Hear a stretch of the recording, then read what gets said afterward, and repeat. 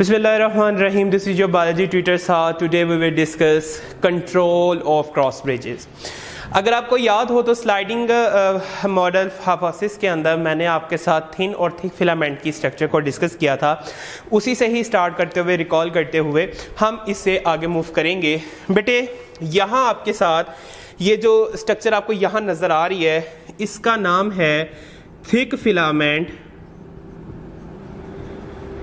बेटे ये जो है एक दूसरे के ऊपर कॉइल जो हैं ये दो पॉलीपेप्टाइड चेन हैं। ये जो टेल टर्मिनेटेड है, ठीक है, इनको बोलते हैं क्रॉस ब्रिजेस।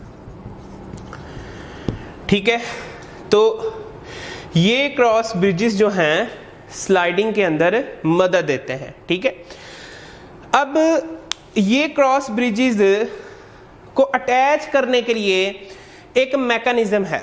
ठीक है, क्या मैकेनिज्म है वो भी देखेंगे, कैसे वो एक्टिन के साथ जो है वो अटैच करता है। ये तो हमने थिक फिलामेंट की स्ट्रक्चर को देख लिया। यहां आपको ये ब्लैक के अंदर जो नजर आ रही है ये एक्टिन है, ये रेड में जो नजर आ रही है ये ट्रोपोमायोसिन है।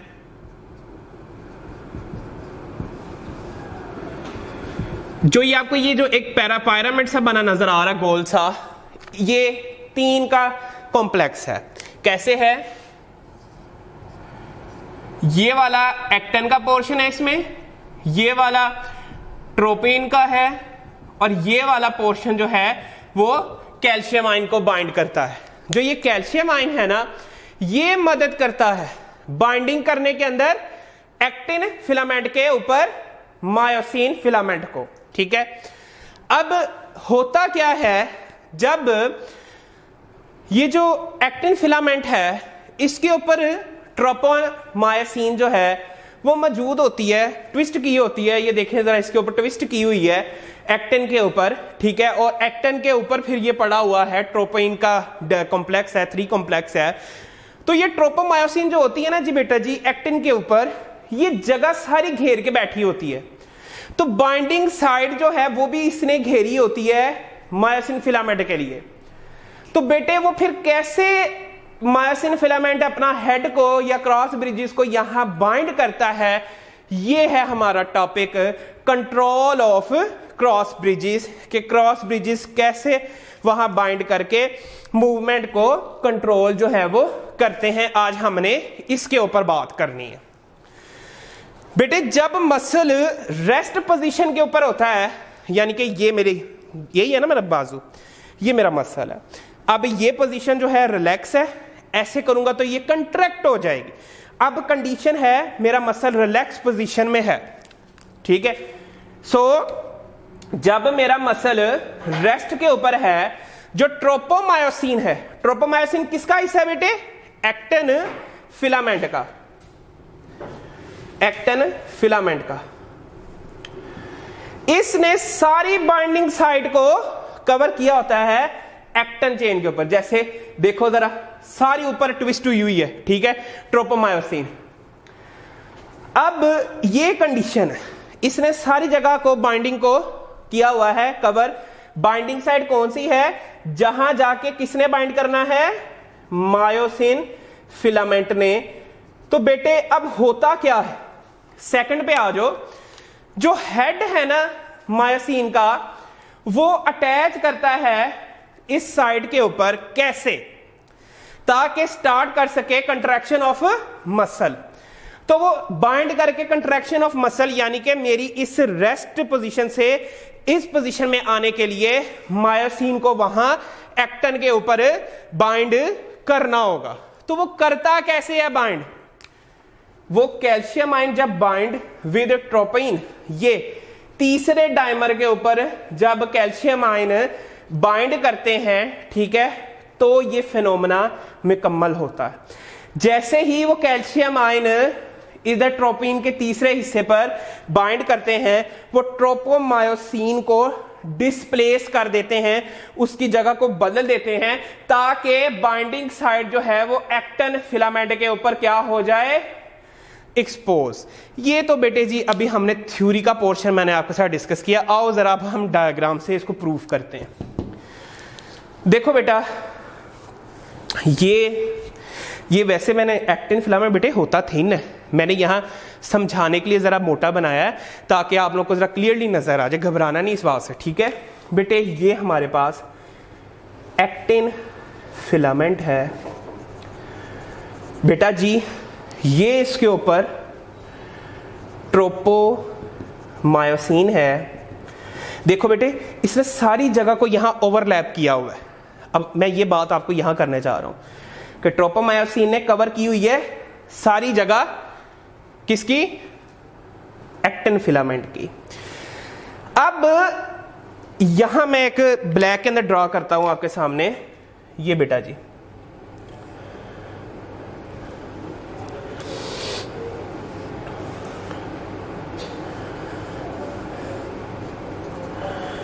बेटा जी ये है मायोसिन फिलामेंट,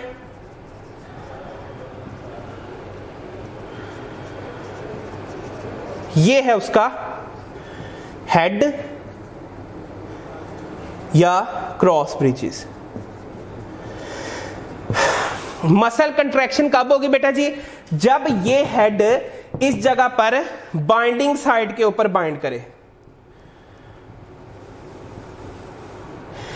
अब क्योंकि बाइंडिंग साइड यहां एक्सपोज्ड नहीं है, तो होता क्या फिनोमेना जी? देन बेटे आ जाओ इस तरफ। बेटे देखो, यहां ये ट्रोपोमायोसिन नीचे, यहां इसने ट्रोपोइन ने इसको डिस्प्लेस कर दिया। डिस्प्लेस किसने किया है? ट्रोपोइन ने। ट्रोपोइन की साइड कौन सी थी?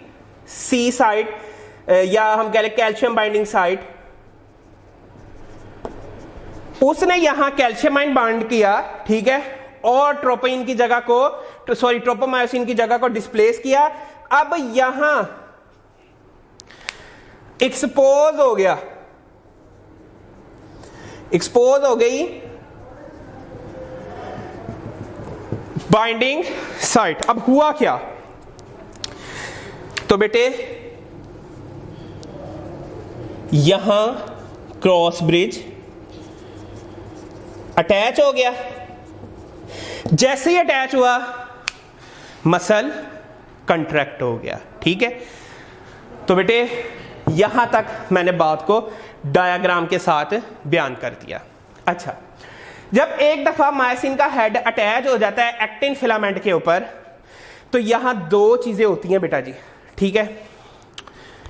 अच्छा जी, अटैच हुआ तो बेटे कोई चीज को यहां से ऊपर करने के लिए, ये रिलैक्स से कंट्रैक्ट करने के लिए भैया एनर्जी चाहिए कि नहीं चाहिए? एटीपी की जरूरत है।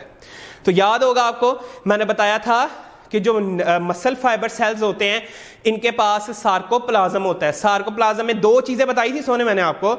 एक मैंने बताई थी आपको एंडोप्लाज्मिक रेटिकुलम, जिसको मैंने नाम दे दिया था सार्कोप्लाज्मिक रेटिकुलम, और दूसरा बताया था मैंने माइटोकॉन्ड्रिया। तो माइटोकॉन्ड्रिया बेटे क्या है? Power house of cell.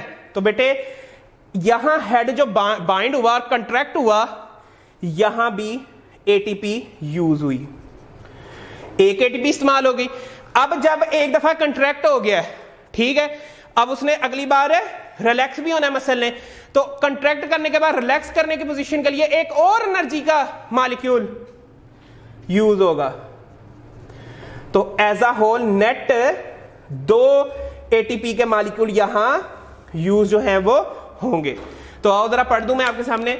एक दफा मायोसिन हेड अटैच हो गया एक्टिन फिलामेंट से, एटीपी जो है वो हाइड्रोलाइज होगी ब्रिजेस से, तो इस तरीके से sliding of actin and myosin start हो जाएगी। तो एटीपी कहां से आती है? माइटोकॉन्ड्रिया से। और कितने एटीपी के मॉलिक्यूल यहां चाहिए? दो। एक बाइंड करने के लिए, बाइंड जैसे हुआ तो कॉन्ट्रैक्ट हो गया मसल, और एक रिलैक्स करने के लिए। तो बेटे एटीपी जो है दूसरी कब चाहिए होगी?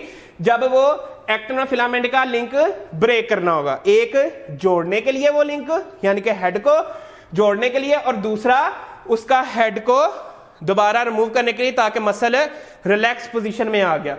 तो दो एटीपी यहां यूज हो गए। बेटे अब मैं आपके साथ very very important short question discuss करने जा रहा हूं वो है रगर मॉर्टिस। रगर मॉर्टिस बेटी ये एक ऐसी कंडीशन है जब इंसान की मौत हो जाती है ना बेटा, तो जो हमारे एटीपी होती है मसल के अंदर वो हो जाती है फौरी तौर पर खत्म। अब आपको पता है एटीपी क्या है, इसका रोल है। अब मैं बेटे आपको एक बड़ी अहम सी बात बताने लगा हूं। क्यों कहते हैं कि जब इंसान मर जाता है, फोत हो जाता है, अगर उसका मुंह खुला रह जाए, उसकी आंखें खुली रह जाए तो फौरी तौर पर बंद कर दो, नहीं तो वो मसल वहां ही सख्त हो जाएगा। बेटे उसकी रीजन ये है कि बेटा जी जो ये एटीपी जो उसको बाइंड करने के लिए और उसको अनबाइंड करने के लिए चाहिए, जैसे ही इंसान मरता है एटीपी जिस्म के अंदर खत्म हो जाती है। अब वो हेड जो है वो फिलामेंट के साथ, एक्टिन फिलामेंट के साथ जुड़ा रहता है। अब वो एटीपी मौजूद नहीं होती कि उसको दोबारा अलग कर सके। यही वजह है जब वो एटीपी जिस्म के अंदर नहीं होती तो इंसान का जिस्म, इंसान के मसल्स अटैच रह जाते हैं और वो सख्त होना शुरू हो जाते हैं, स्टिफ होना शुरू हो जाते हैं। इस कंडीशन को हम नाम देते हैं rigor mortis. A condition which develops after the death in muscle, जैसे कि एटीपी बिकम्स डिप्लीटेड, खत्म होती है, क्रॉस ब्रिजेस जुड़े रहते हैं और मसल्स स्टिफ और हार्ड हो जाते हैं। इस कंडीशन को रगर मॉर्टिस का नाम जो है वो हम देते हैं।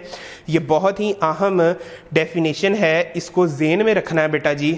तो बेटे ये बेसिकली है ये 4 से 5 लाइनों का टॉपिक, बट ये बहुत ही इम्पॉर्टेंट लॉजिकल टॉपिक है। इसको अच्छे तरीके से करना है, स्टेप बाय स्टेप करना है। तो बेटे आज हमने क्या सीखा है, क्या डिस्कस किया है, आए उसको ज़रा ओवरव्यू कर लेते हैं हम।